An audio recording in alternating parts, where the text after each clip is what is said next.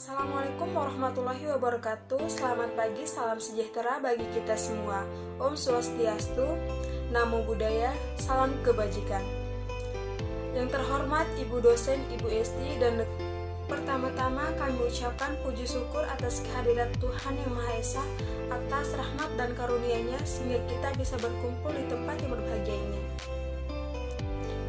Pertama-tama saya ucapkan puji syukur atas kehadirat Tuhan Yang Maha Esa, atas segala rahmat dan karunia-Nya kepada kita semua sehingga kita bisa berkumpul di tempat yang berbahagia ini.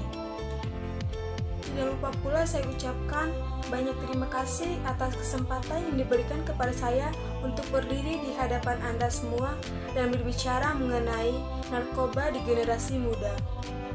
Narkoba adalah zat narkotika, psikotropika, dan adiktif.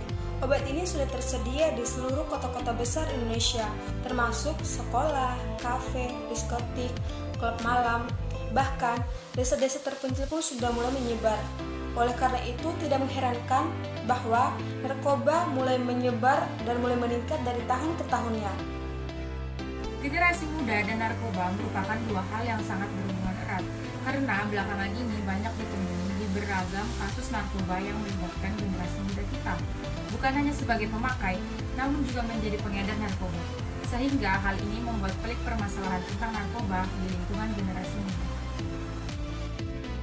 Terlibatnya generasi muda Indonesia pada jaringan narkoba internasional juga disinyalir telah marak terjadi akhir-akhir ini, sehingga membuat pihak kepolisian dan aparat yang terkait harus bekerja ekstra keras untuk mengungkap serta meminimalkan hal-hal yang tidak baik tersebut. Satu hal yang sungguh mencengangkan adalah semakin luasnya peredaran narkoba saat ini bahkan telah merambah sampai ke lingkungan sekolah dasar. Sebuah tamparan yang cukup keras bagi para penegak hukum tentu saja. Kita tidak bisa semena-mena menyalahkan para generasi muda tersebut.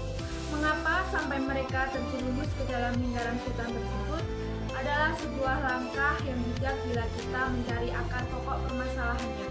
Mengapa sampai mereka tergelincir ke dunia narkoba? Bila ada masalah utama pada peran orang tua yang kurang memberikan perhatian serta kasih sayang kepada anak-anaknya, pola pendekatan orang tua harus segera dilakukan.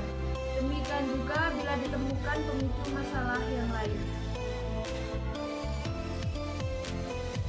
Memenjarakan generasi muda yang terlibat di dalam dunia narkoba, terutama yang generasi muda sebagai pemakai narkoba, bukanlah langkah penyelesaian yang bijak. Keputusan tersebut tidaklah menyelesaikan masalah. Yang terjadi sebenarnya hanya meredam masalah sesaat dan ibarat menyimpan bom waktu yang setiap saat bisa meledak. Langkah yang bijak adalah menempatkan generasi muda sebagai pemakai narkoba ke dalam tempat rehabilitasi, sehingga para pemakai narkoba tidak merasa terasingi dan bersalah yang berkepanjangan, sehingga malah akan menimbulkan masalah baru di kemudian hari. Hal ini sangat penting mengingat para generasi muda merupakan tulang punggung negara dan merupakan calon pemimpin bangsa di masa yang akan datang. Tak berhenti di situ saja, narkoba juga akan menyerang kita secara psikis. Artinya, hati kita akan terus dibuat gelisah jika belum mencicipinya. Kepala kita akan ditutupi oleh kegelapan yang ditimbulkannya, hingga kita bahkan mampu untuk membentak, bahkan menyakiti orang yang kita kasihi. Berbicara perihal orang yang kita kasihi, maka yang menjadi korban bukan hanya diri kita sendiri, melainkan orang terdekat kita yang peduli terhadap kehidupan kita. Bayangkan perasaan orang tua Anda melihat Anda menderita karena terjebak oleh bahan berbahaya ini. Mereka tidak akan sanggup melihat kita menderita. Mereka juga akan mendapatkan banyak stigma masyarakat untuk itu.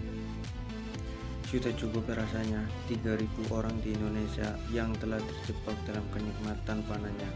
Ya, kita tidak salah mendengarnya, 3.000 orang, dan masih terus bertambah telah terjerumus ke lubang hitam benda haram ini. Berdasarkan data yang dihimpun oleh BNN atau Badan Narkotika Nasional pada tahun 2019. Demikian pidato yang bisa kami sampaikan. Apabila terdapat salah kata yang menyinggung para hadirin, kami mohon maaf yang sebesar-besarnya. Semoga informasi yang kami berikan bisa bermanfaat buat para hadirin. Lebih dan kurangnya kami mohon maaf. Kami dari kelompok 5 mohon undur diri. Wassalamualaikum warahmatullahi wabarakatuh.